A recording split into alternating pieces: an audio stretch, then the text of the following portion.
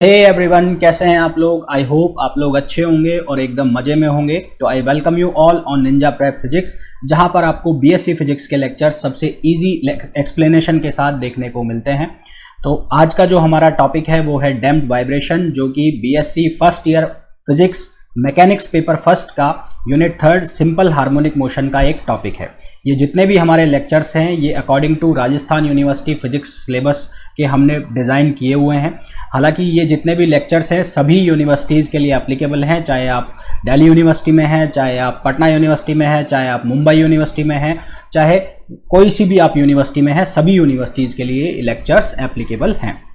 तो आज के लेक्चर को स्टार्ट करें उसके पहले यदि आपने अभी तक इस चैनल को सब्सक्राइब नहीं किया है तो प्लीज़ चैनल को सब्सक्राइब करें, वीडियो को शेयर करें और लाइक करें। तो चलिए स्टार्ट करते हैं आज का लेक्चर। तो जैसा कि मैंने कहा, इस लेक्चर में हम बात करने वाले हैं फ्री डैम्प्ड वाइब्रेशन की या डैम्प्ड सिंपल हार्मोनिक ऑसिलेटर। तो जैसा हम ऑलरेडी ये पढ़ चुके हैं कि डैम्प्ड वाइब्रेशन होते क्या है, फिर भी मैं आप लोगों को एक बार रिकॉल करा दूं कि डैम्प्ड वाइब्रेशन होते क्या है। तो हम जानते हैं कि जो डैम्प्ड वाइब्रेशन है उसमें क्या होता है, जो पार्टिकल है जो ऑसिलेशन मोशन कर रहा होता है उसका एम्पलीट्यूड यानी कि उसका आयाम टाइम के रेस्पेक्ट में लगातार घटता हुआ चला जाता है। ऐसा क्यों होता है? क्योंकि जो फ्रिक्शन की वजह से जो एनर्जी डिसिपेट होती है, एनर्जी जो लॉस होती है, तो उसको ओवरकम करने के लिए एनर्जी की वैल्यू लगातार क्या होती है, डिसिपेट होती है, लगातार कम होती चली जाती है। तो जो ऐसा वाइब्रेशन है उसको हम क्या कहते हैं, डैम्प्ड वाइब्रेशन। क्या कहा मैंने, वापस से मैं बोल देता हूँ। when amplitude of oscillating particle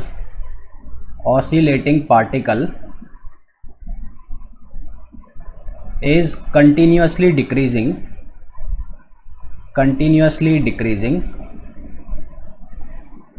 with the time।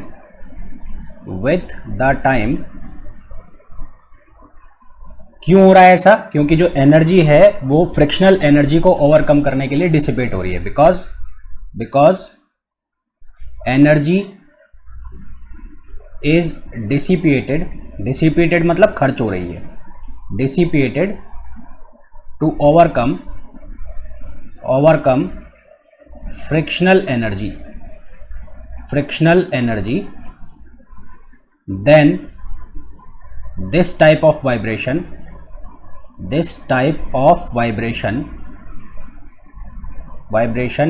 is known as damped vibration। ठीक है, ये तो बात हो गई किसकी, डैम्प्ड वाइब्रेशन की, कि डैम्प्ड वाइब्रेशन इसे कहते हैं। अब जो डैम्प्ड वाइब्रेशन है तो हमने एक शब्द और पढ़ा है, डैम्प्ड फोर्स। और डैम्प्ड फोर्स में हमने पढ़ा था कि ये जो डैम्प्ड फोर्स है ये बिल्कुल वैसे ही काम करता है जैसे फ्रिक्शनल फोर्स काम करता है। जैसे फ्रिक्शनल फोर्स मोशन को अपोज करता है, ठीक उसी तरह से जो डैम्प्ड फोर्स है वो क्या करता है, कोई पार्टिकल यदि ऑसिलेशन मोशन कर रहा है तो उसको क्या करता है, अपोज करता है। ठीक है, तो हमने क्या कंसीडर किया, हमने एक कोई मास ले लिया, कोई बॉडी ले ली जिसका मास है m, वो ऑसिलेट कर रही है। ठीक है, वो एयर में भी हो सकती है, वो किसी लिक्विड में भी हो सकती है। तो एयर में या लिक्विड में ये मौजूद है और ये एक इसका एंड अटैच्ड है किससे, एक स्प्रिंग से, और इस स्प्रिंग का स्प्रिंग कांस्टेंट है K। और दूसरा इसको अटैच हमने कर दिया एक डैशपोर्ट से। डैशपोर्ट यहाँ पर जो ये है ये क्या काम करेगा, ये एक रेजिस्टेंस फोर्स प्रोवाइड कराएगा इसकी मोशन को। और ये जो रेजिस्टेंस फोर्स ये प्रोवाइड करा रहा है इसको हम क्या कहेंगे, इसको हम कहेंगे डैम्प्ड फोर्स। इसको हम क्या कहेंगे, डैम्प्ड फोर्स। तो हमने क्या कंसिडर कर लिया, एक पार्टिकल और एक mass. Let a body of mass m is oscillating in a viscous medium। Viscous medium मैंने इसलिए लिख दिया, ये लिक्विड भी हो सकता है, ये एयर भी हो सकता है। ठीक है, और इसकी मोशन को अपोज किया जा रहा है किससे, एक तो इसको कनेक्ट कर दिया स्प्रिंग से, तो स्प्रिंग भी खींचेगी इसको वापस अपनी तरफ, और एक लगा दिया इसको डैशपोर्ट। डैशपोर्ट क्या प्रोवाइड करा रहा है, डैशपोर्ट जो हमें रिक्वायर्ड है, कौन सा, डैम्प्ड फोर्स रिक्वायर्ड है जो कि इसकी मोशन को अपोज करेगा, तो वो फोर्स प्रोवाइड करा रहा है कौन, डैशपोर्ट। ठीक है, and the body is attached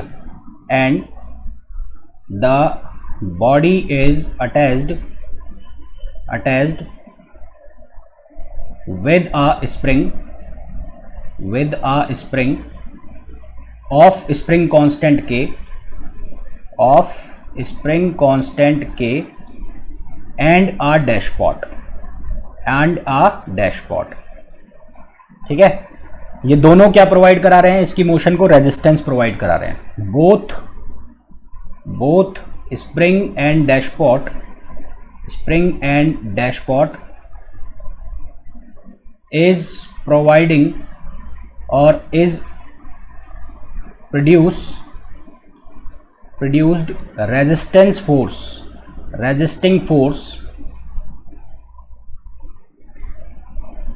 force to the motion of the body। अब ये कुल रेजिस्टिंग फोर्स जो है उसको लिखा मैंने F से FR से। FR मतलब कौन सा फोर्स हो गया, रेजिस्टिंग फोर्स हो गया, रेजिस्टिंग फोर्स हो गया। ये रेजिस्टिंग फोर्स किस किस से मिलकर बना है, एक मिला स्प्रिंग फोर्स और एक बन गया मेरा कौन सा, डैम्प्ड फोर्स।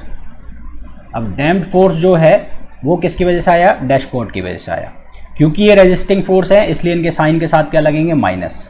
तो FR स्प्रिंग फोर्स कितना हो जाएगा, KX, साथ में क्या लग जाएगा, माइनस, क्योंकि कौन सा हो गया, रेजिस्टिंग फोर्स। मोशन को क्या कर रहा है, अपोज कर रहा है। आप चाहें तो ये माइनस साइन आप बाद में भी लगा सकते हैं और बाद में जस्टिफिकेशन दे सकते हैं कि माइनस साइन इसलिए है क्योंकि ये मोशन को क्या कर रहा है, अपोज कर रहा है। इसी तरह से डैम्प्ड फोर्स हम ऑलरेडी जानते हैं, इसकी वैल्यू किसके बराबर होती है, माइनस ऑफ लैम्बडा और वेलोसिटी। ये किसकी वैल्यू हो गई, ये वैल्यू हो गई डैम्प्ड फोर्स की। इसको लिख दिया मैंने इक्वेशन नंबर फर्स्ट। अब ये डायग्राम देखो, ये वाला, तो जो पार्टिकल है वो नीचे की तरफ मोशन कर रहा है। मान लो उसका एक्सेलरेशन a है, उस एक्सेलरेशन को मैंने लिख दिया क्या, m d2x ओवर dt2। तो नीचे की तरफ उस पर अगर मैं ग्रेविटेशनल फोर्स को नेग्लेक्ट कर दूं तो नीचे की तरफ उस पर जो फोर्स लगेगा वो कितना लगेगा, ma। और उस फोर्स को रेजिस्ट कौन कर रहा है, ये कर रहा है kx, और कौन कर रहा है, लैम्बडा v, और v को मैंने लिख दिया dx अपॉन dt। तो फ्रॉम द डायग्राम मैं क्या लिखूंगा यहाँ पर, तो फ्रॉम द डायग्राम, तो फ्रॉम द डायग्राम हम क्या लिख लेंगे, हम लिख लेंगे इक्वेशन जो बन रही है हमारे पास, m d2x upon dt2 equals to minus kx minus lambda v लिख दिया मैंने एक बार, और v को हम क्या लिख सकते हैं, dx ओवर dt। तो मैंने इसको वापस से दोबारा लिखा, d2x upon dt2 minus kx minus lambda dx over dt, इस तरह से लिख दिया। इसको ट्रांसपोज कर लो तो इक्वेशन जो है वो इस तरह से बन जाएगी, m d2x over dt2 plus lambda dx over dt plus kx equals to 0। ये इक्वेशन बन गई। अब मैं क्या करूँगा, देखो यहाँ पर ये सेकंड ऑर्डर की मेरे पास क्या बन गई, डिफरेंशियल इक्वेशन बन गई है। तो इसको सिंप्लीफाई करने के लिए मैं क्या करूँगा, मैं मान लेता हूँ कि जो x है, लेट मान लिया हमने, जो x है उसकी वैल्यू है e पावर अल्फा t के, हमने मान लिया। ऐसा क्यों माना है मैंने, यदि मैं x को डिफरेंशिएट कर देता हूँ तो इसको डिफरेंशिएट करूँगा तो dx ओवर dt, तो यहाँ क्या बनेगा, अल्फा e अल्फा t, और d2x ओवर dt2 ये वैल्यू क्या देगा, ये देगा alpha square e alpha t।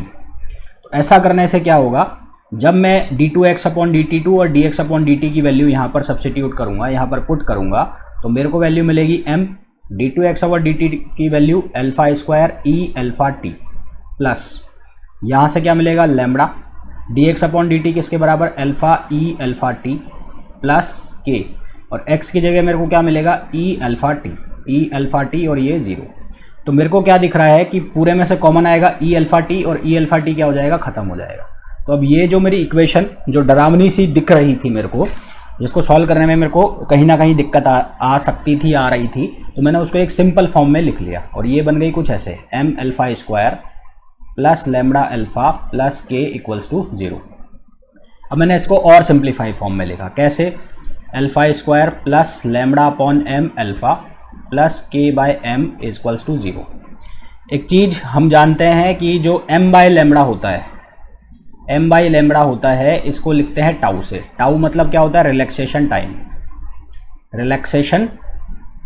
Relaxation time है ना, ये हम पढ़ चुके हैं जब हमने डैम्प्ड फोर्स पढ़ा था। और जो k अपॉन m है, उस k अपॉन m को हम लिखते हैं ओमेगा नॉट स्क्वायर। ये दोनों चीज़ें हम जानते हैं। तो हम क्या करेंगे, ये जो वैल्यूज़ हैं जो हमने लिखी है, इसको हम इस इक्वेशन में लिख देंगे। इस इक्वेशन को नाम दे देते हैं 1। तो 1 में इसको सब्सटीट्यूट कर दोगे तो क्या लिखा जाएगा, यहाँ लिखा जाएगा अल्फा स्क्वायर प्लस 1/टाउ alpha plus omega not square equals to 0। अब मैं क्या कर लूँगा, मान लूँगा, क्या मान लूँगा कि लेट 1/टाउ इक्वल्स टू 2 गामा, ये मान लिया मैंने, ये ठीक है, ये मान लिया। तो इसको मैं यहाँ रख दूँगा, यहाँ रखोगे तो क्या वैल्यू मिलेगी, alpha square plus 2 gamma alpha plus omega not square equals to 0। अब ये एक क्वाड्रेटिक इक्वेशन बन गई। क्वाड्रेटिक इक्वेशन अगर सिंपल नहीं है तो उसको सॉल्व करने के लिए हम यूज़ करते हैं धराचार्य फॉर्मूला। धराचार्य फॉर्मूला जो है वो क्या कहता है, उसको एक बार बात कर लेते हैं। तो Dharacharya formula, Dharacharya formula,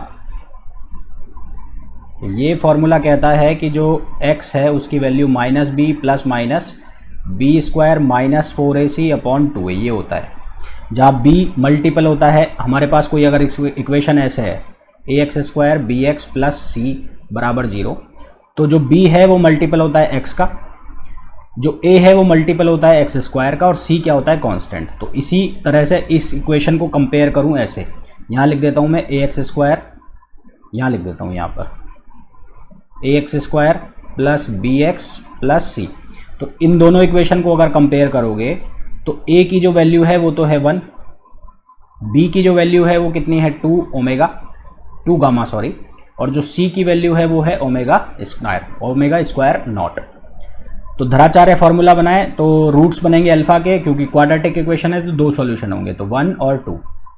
b की वैल्यू 2 गामा, तो यहाँ पे लिखना है -b, यानी कि -2 gamma plus minus b square यानी कि 2 गामा का स्क्वायर कितना हो जाएगा 4 गामा स्क्वायर माइनस 4ac, तो a1 है, c कितना है ओमेगा नॉट स्क्वायर, तो 4 omega naught square upon 2a, a1 है तो a2 हो गया। अंदर से यहाँ इस रूट में से कॉमन कितना दिख रहा है मेरे को, इसमें से कॉमन आता हुआ दिख रहा है 4, तो 4 कॉमन आ रहा है, बाहर आकर 2 हो जाएगा तो वो कैंसिल आउट हो जाएगा, सारे 2 मर जाएंगे, तो 1 2 वैल्यू हो जाएगी माइनस गामा प्लस माइनस ये हो जाएगा gamma square minus omega not square.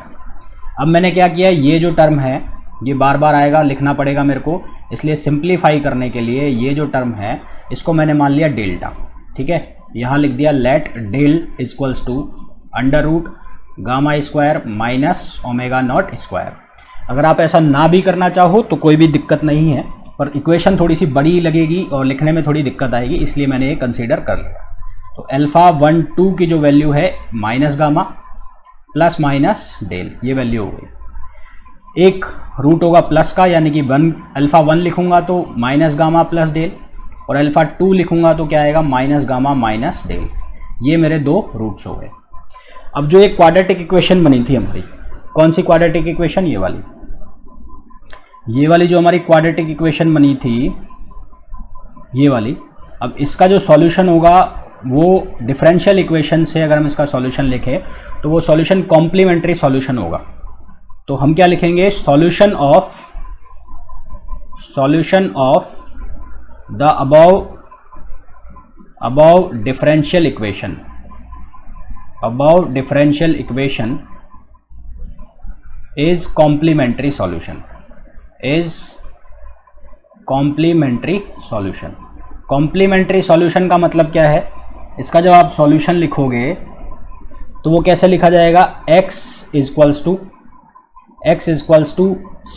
a e power alpha 1t, alpha 1 पहला रूट है, plus b e power alpha 2t। ये इसका क्या हो गया, सॉल्यूशन हो गया इस इक्वेशन का, है ना। ये जो डिफरेंशियल इक्वेशन थी, ये डिफरेंशियल इक्वेशन थी ये वाली, इसका सॉल्यूशन हो गया ये। अब इस सॉल्यूशन को मैंने ऐसे लिख दिया, ये इसका फाइनल सॉल्यूशन आया है। अब यहाँ पर हम वैल्यू डाल दें किसकी, अल्फा 1 की और अल्फा 2 की। तो अल्फा 1 की जो वैल्यू है वो कितनी है, अल्फा 1 की वैल्यू है minus gamma plus del, alpha 2 की वैल्यू है माइनस गामा माइनस डेल। तो ये वैल्यू अगर हम डाल देते हैं तो x की जो वैल्यू है a e power minus gamma plus del, और ये आ गया t plus b e power minus gamma minus del और t। अब देखो पूरे में से जो कॉमन आएगा, यहाँ पर भी है e power minus gamma t, और यहाँ पर भी होगा e power minus gamma t। तो e power minus gamma t दोनों में से क्या निकल गया, कॉमन निकल गया, e power minus gamma t common आ गया। ब्रैकेट में क्या रह गया a, और यहाँ क्या रह गया e पावर डेल्टा t, और यहाँ क्या रह जाएगा plus e power minus delta t, ये रह जाएगा। और इस इक्वेशन को मैं नंबर दे दूंगा कौन सा, इस इक्वेशन को नंबर दे दूंगा मैं सेकंड। तो ये मेरे पास इक्वेशन आ गई, कौन सी, सेकंड इक्वेशन आ गई। ठीक है, अब मैं क्या कंसीडर करूंगा, अब मैं यहाँ कंसीडर कर लूंगा कि at T equals to 0 x है जो उसकी वैल्यू कितनी है, x0 है। ठीक है, तो फ्रॉम इक्वेशन सेकंड, ये हमने कंसीडर करा है। तो फ्रॉम सेकंड में क्या होगा, x इक्वल्स टू क्या होगा, x0, t की वैल्यू कितनी रखनी है 0, तो e पावर माइनस और गामा इंटू 0, ये a, और ये e power delta into 0 plus b e power minus del into 0। अब e की पावर 0 होगी या किसी भी चीज़ की पावर 0 होगी तो उसकी वैल्यू कितनी होती है, 1 होती है। तो यहाँ से x0 की वैल्यू मेरे को मिलेगी कितनी, a प्लस बी, और इसको लिख दिया मैंने इक्वेशन नंबर 3। ठीक है, अब उसके बाद मैं क्या करूँगा, मैं जो ये वाली वैल्यू है, ये जो चीज़ लिखी हुई है, इसको डिफरेंशिएट करूँगा टाइम के रेस्पेक्ट में। ठीक है, इस चीज़ को मैं डिफरेंशिएट कर दूंगा किसके रेस्पेक्ट में, टाइम के रेस्पेक्ट में डिफरेंशिएट कर दूंगा। तो differentiate equation second with respect to time, तो differentiate equation second with respect to time. तो विद रेस्पेक्ट टू टाइम इसको डिफरेंशिएट करोगे तो ये टर्म बनेगा dx ओवर dt, यानी कि वेलोसिटी। और इसमें क्या आएगा वो मैं डायरेक्ट लिख रहा हूँ, a minus gamma plus del, differentiation partial differentiation होगा और बहुत ही सिंपल होगा। e पावर ये बनेगा minus gamma plus del t plus b minus gamma minus del, और e power minus gamma minus del और t, ये बन जाएगा। अब यहाँ पर फिर कंडीशन लगाएंगे कि इफ़ t इक्वल्स टू 0, तो dx ओवर dt जो है उसकी वैल्यू क्या होगी, 0। यानी कि ये जो इक्वेशन है ये वाली, इसमें dx ओवर dt डाल दो 0, a ऐसा का ऐसा, माइनस गामा प्लस डेल, ये पूरा 0 हो जाएगा, 0 e की पावर 0 1, और ये बन जाएगा plus b minus gamma minus del, ये इक्वेशन हमारे पास बन जाएगी।